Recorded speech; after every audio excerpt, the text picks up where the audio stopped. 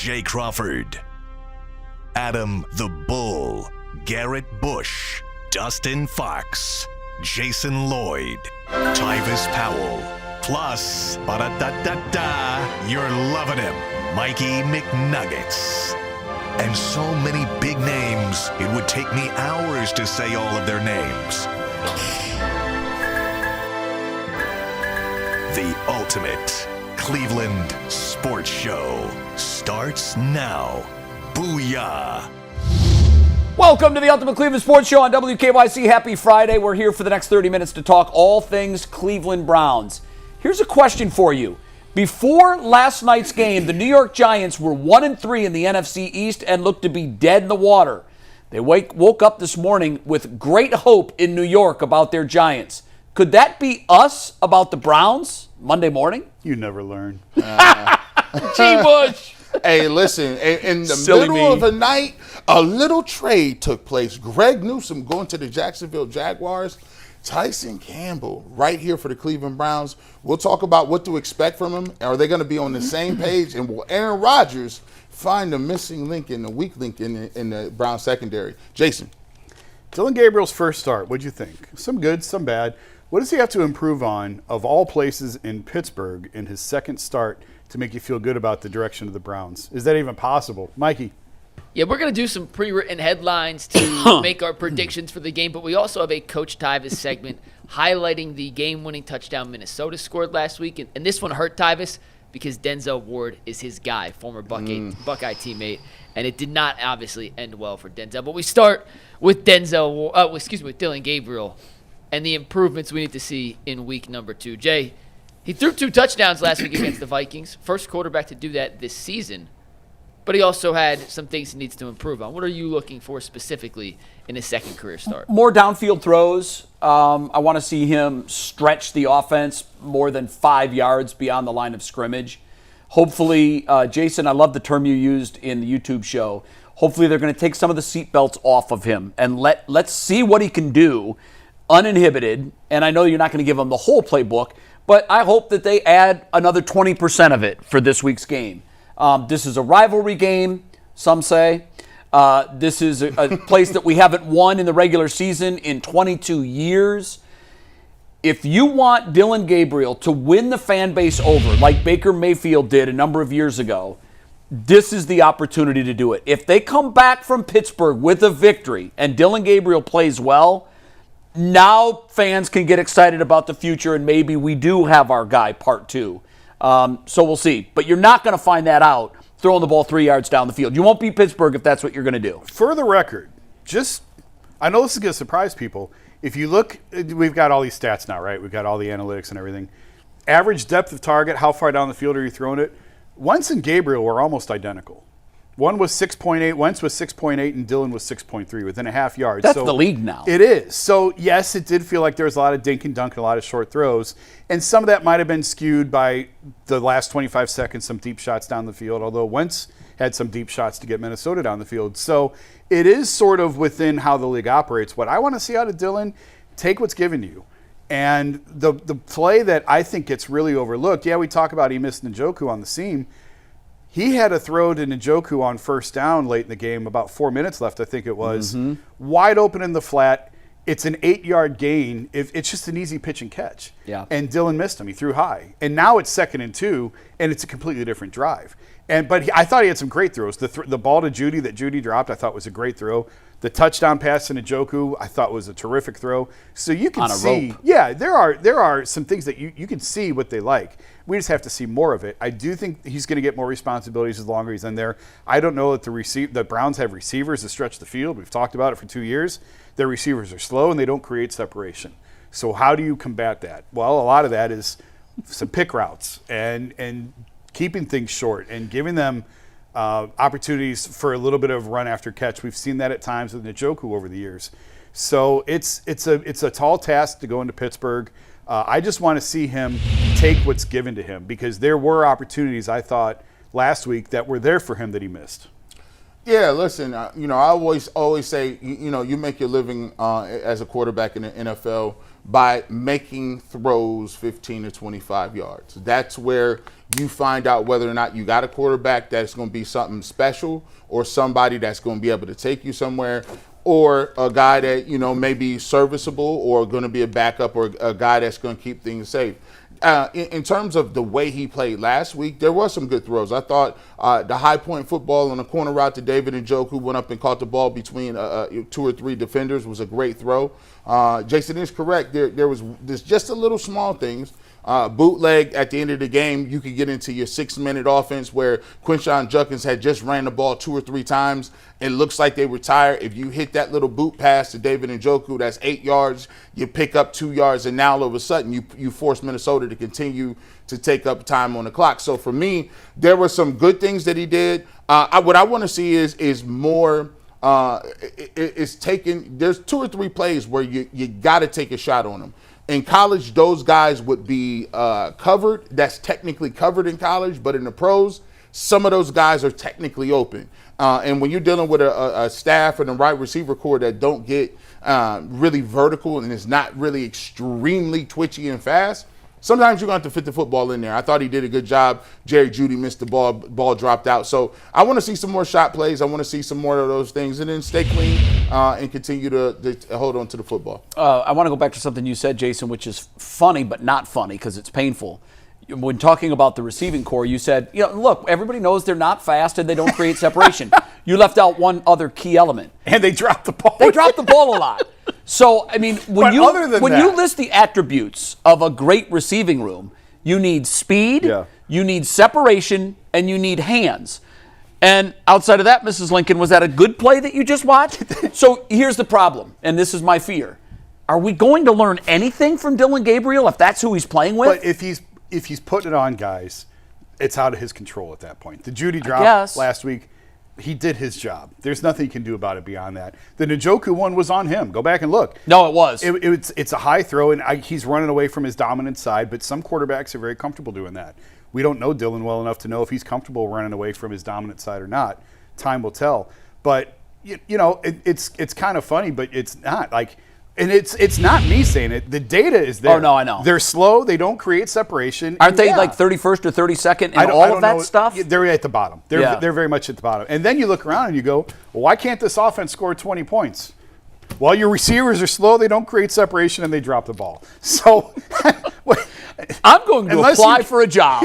What kind of experience do you have? None. I've watched a lot of football. Can you run? No. Can you create separation? Not anymore. Do you have hands?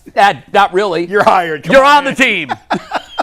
You're wide receiver 1. Oh, wow. Okay, let's talk about the defense.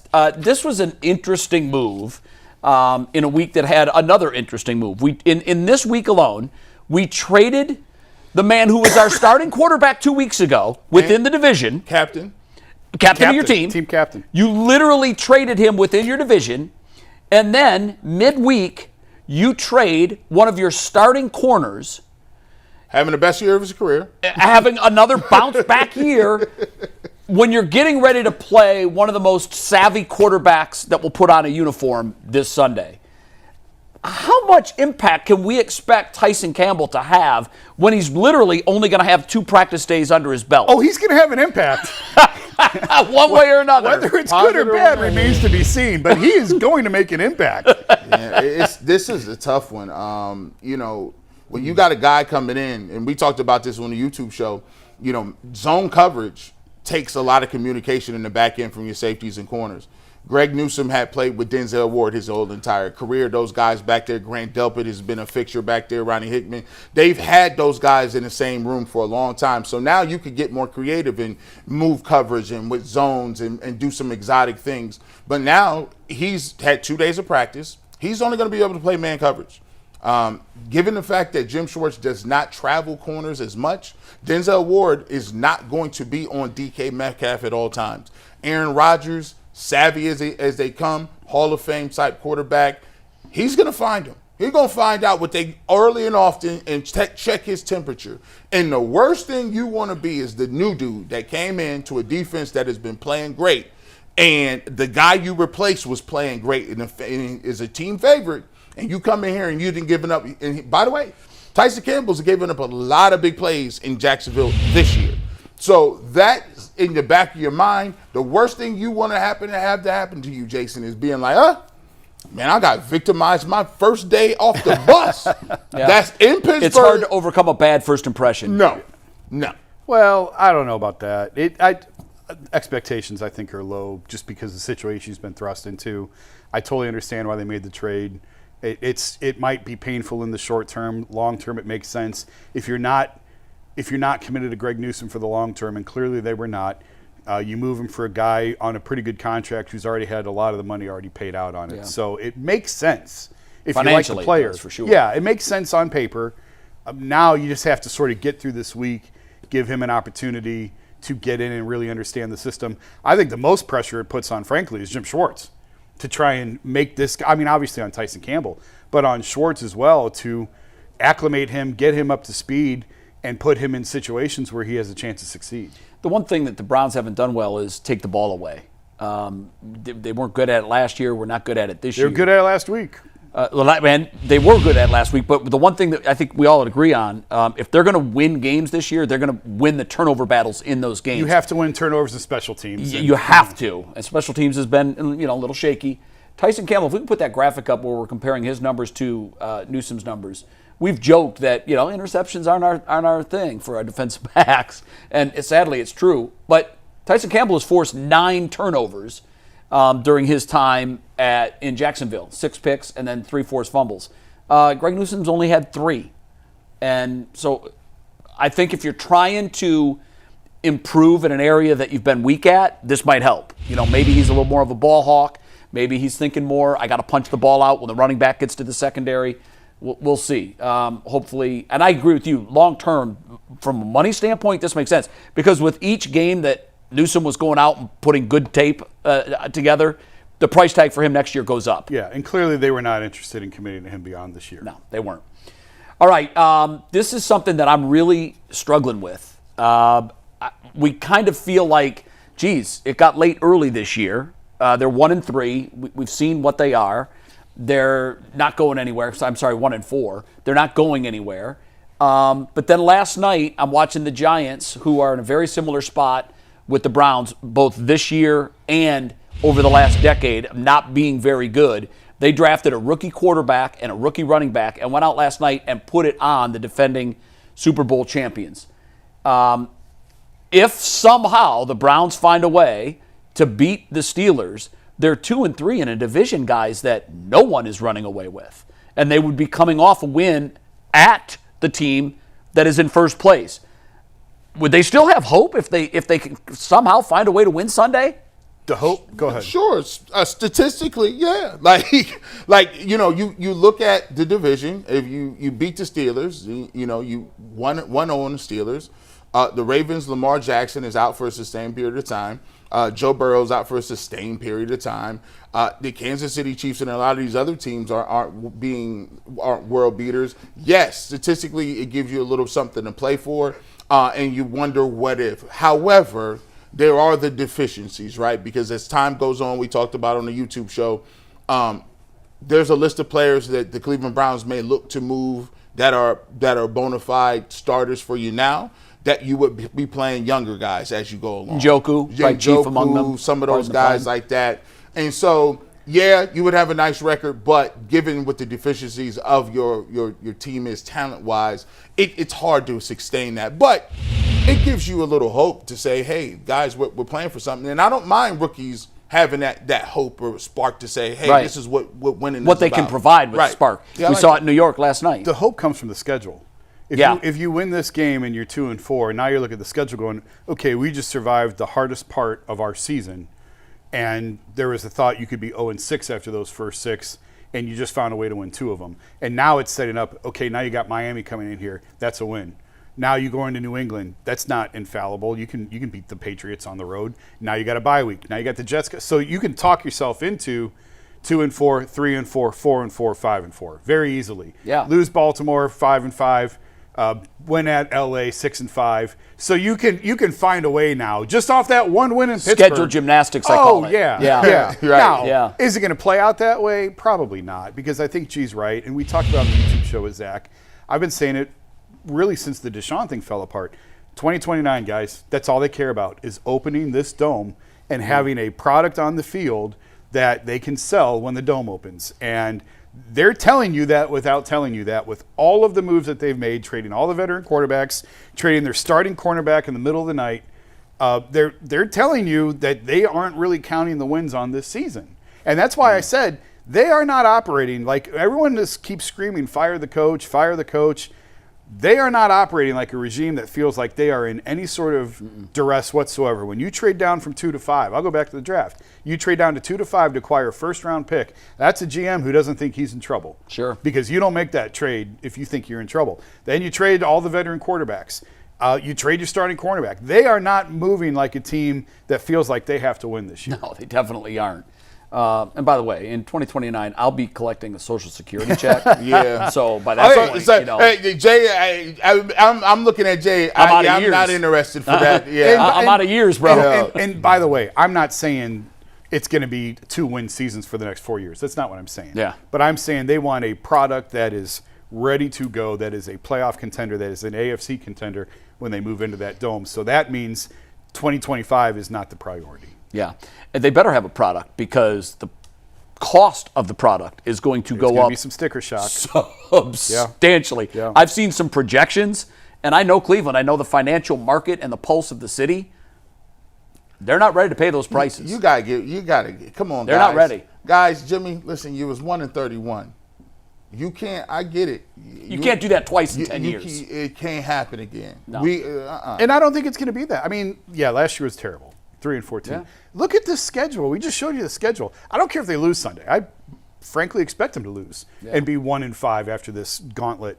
There's a lot of winnable games coming up. The Dolphins, the Patriots, the Jets. All 4 of those are. The Raiders. In fact, when you flip the next page. Yeah. Like the Ravens. The Raiders, if the Titans, Lamar the isn't back, Bears. the Raiders, the Niners are dinged. The The Titans, Titans, have one the win. Bears. This is it. I will say. I'm going to say it. We're winning 9 in a row. I mean, the end of the season could be a little dicey with Buffalo, Pittsburgh, and Burrow back at Cincinnati. That could be a little rough. Yeah, this is Buffalo. This is not a 2-win football team, 3-win football team. That's my point. I hope not. You better not go 3-28, bro. Yeah, no, that's not a good look. 6-28. Right now they're 4-18. We got to take a break. When we come back, Coach Tyvis with some breakdown that was particularly difficult for him to handle this week.